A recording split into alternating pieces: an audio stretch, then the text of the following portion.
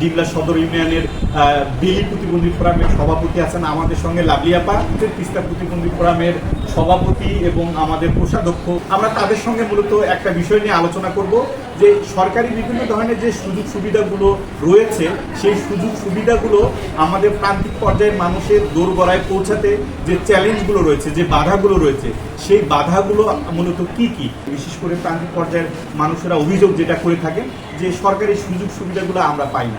এই না পাওয়ার পিছনে কারণগুলো কি? জোশের ভাই, আপনি একটু বলেন তো যে এই যে আমাদের সরকারি যে সুযোগ সুবিধাগুলো রয়েছে, যেমন সমাজসেবা অধিদপ্তর রয়েছে, কৃষি, মৎস্য, প্রাণী, যুব উন্নয়ন, মহিলা বিষয়ক অধিদপ্তর, সকল অধিদপ্তর থেকে তো নানান ধরনের সুযোগ সুবিধা দেওয়া হয়। তো এই সুযোগ সুবিধাগুলো প্রান্তিক পর্যায়ের মানুষ আসলে কতটুকু পাচ্ছে, আর যদি না পেয়ে থাকে এটার পিছনে চ্যালেঞ্জটা কি, বাধাগুলো কি, আপনার দিক থেকে কি মনে হয়?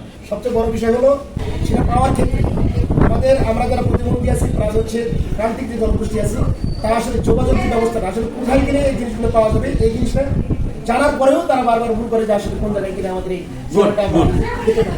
সুন্দর একটা পয়েন্ট। আমরা যেটা জোশের ভাইয়ের কাছে দেখলাম যে আসলে কোন অধিদপ্তরে কোন ধরনের সেবা পাওয়া যায় এবং সেই সেবা প্রাপ্তির ক্ষেত্রে আমাকে কোথায় গিয়ে যোগাযোগ করতে হবে, সেই প্রসেসটা কি, সেই মেথডটা কি, অনেকে আমরা সেগুলো জানি না, যার কারণে আমরা সেবা প্রাপ্তি থেকে অনেক সময় বঞ্চিত হই। তো এটা খুব সুন্দর একটা পয়েন্ট কিন্তু, এবং সেটার জন্যই মূলত আমরা কিন্তু এই প্রজেক্টটা কাজ করছে যে কোন অধিদপ্তরে কি ধরনের সুযোগ সুবিধাগুলো রয়েছে, সেই সুযোগ সুবিধাগুলো কিভাবে পেতে পারে সেটার লিঙ্কেজটা মূলত আমরা এই প্রজেক্ট থেকে করে দিচ্ছি। নজরুল ভাই আছেন, আপনি একটু বলেন তো, অনেকে যে মানে অভিযোগ করে যে আমরা কিছুই পাই না, তো এই যে কথাগুলো তারা বলেন এটা আসলে কতটুকু যুক্তিযুক্ত? সরকারিভাবে বর্ষকতা বরাদ্দ দশটা ব্যক্তি পাই, বিধবা ভাতা হইল আপনার 63 জন অনলাইন করছে, 5 জন বরাদ্দটা কিন্তু 5 জন, এই আর বাকিগুলো একটু না পাওয়ার কারণে তার মানে চাহিদার তুলনায় বরাদ্দটা কম, যার কারণে অনেকে পায় না। অর্থাৎ নজরুল ভাই যেটা আমাদেরকে বলার চেষ্টা করলেন, অনেক সময় বরাদ্দটা কম আসে চাহিদার তুলনায়। চাহিদা যদি থাকে 40 জন, বরাদ্দ আসে 10 জনের, বাকি 30 জন কিন্তু আসলে পাচ্ছে না।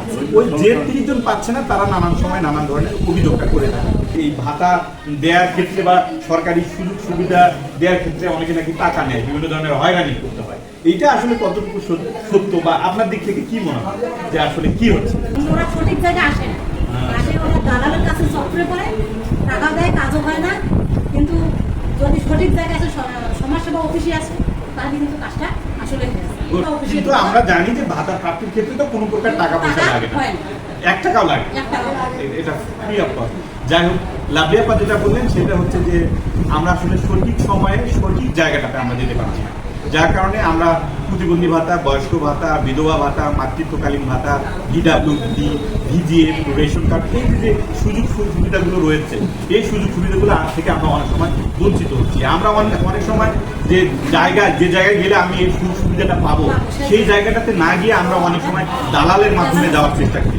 আমরা মনে করি যে দালালকে ধরলে মনে হয় আমি এই কাজটা মনে হয় সহজে আমরা পাবো, কিন্তু আমরা আসলে ওই দালালের ফাঁদে পড়ে দেখা যায় আমরা আমাদের পকেট থেকে টাকা খোয়াই এবং আমরা সেই কাজটাও আমরা পাই। তো আজকে আমরা মূলত যে আলোচনাটা করলাম, এবং আমাদের ইউনো স্যার ছিলেন, সমাজসেবা অধিদপ্তরের কর্মকর্তা ছিলেন, কৃষি, মৎস্য, প্রাণী সকল অধিদপ্তরের কর্মকর্তা ছিলেন। কোন অধিদপ্তরে কোন ধরনের সুযোগ সুবিধাগুলো আছে সেগুলো এখানে বিস্তারিত আলোচনা হয়েছে।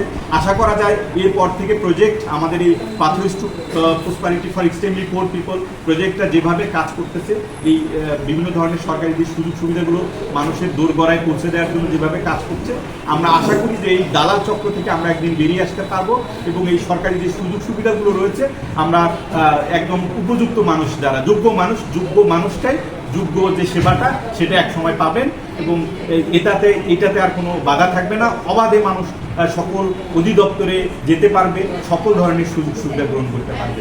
তো সবাইকে অনেক ধন্যবাদ। খুব সুন্দর একটা আলোচনা হলো, কি বলেন জোশের ভাই? ধন্যবাদ।